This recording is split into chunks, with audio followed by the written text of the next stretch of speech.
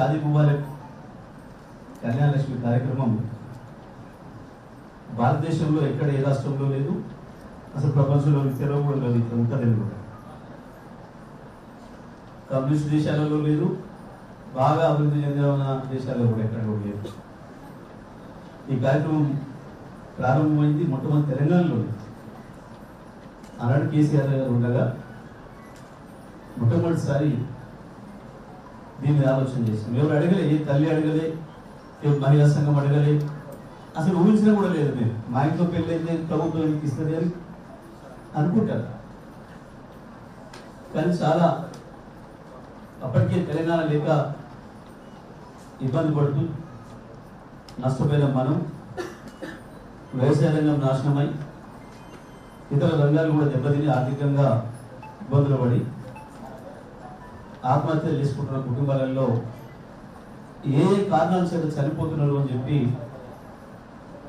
కేసీఆర్ గారు సర్వే చేసినప్పుడు ఒక రైతులే కాదు, వ్యవసాయం దెబ్బతినే కాదు, కొంతమంది కుటుంబాలు పెళ్లిళ్ళు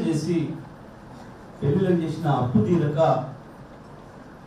ఆ ఆత్రంలోనేమో చేస్తారు, అప్పు తెస్తారు, అయిపోవాలి పిల్లపిల్లి అనే బాధతో. కానీ పెళ్లి చేసిన అప్పు తీర్చడం కష్టం. దాంతో వాళ్ళు వచ్చి అడిగితే నాదనై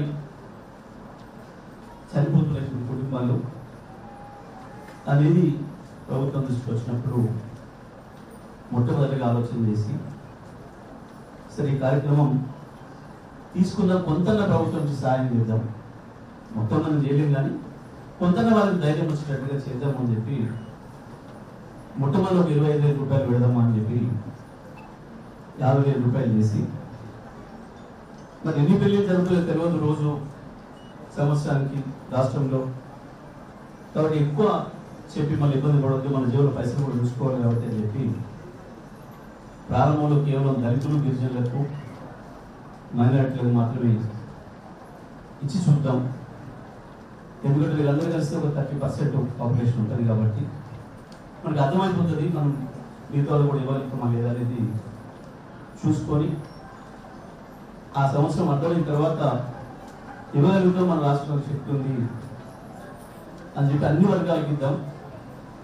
బీసీ వర్గాలతో సహా ఓసీలలో కూడా పేదవాళ్ళు ఎవరైనా ఉంటే, ఎవరైనా వచ్చి ప్రభుత్వాన్ని చేసేస్తే అడిగితే, మా ఇంట్లో కూడా మాకు ఇబ్బంది ఉంది, మా అమ్మాయి పెళ్లి చేసుకోవడానికి అడిగితే ఓసీలైనా సరే కులం లేకుండా మతం లేకుండా ఇద్దామని చెప్పి చేసే కార్యక్రమం కళ్యాణ లక్ష్మి షాదీ ముబారక్ కార్యక్రమం.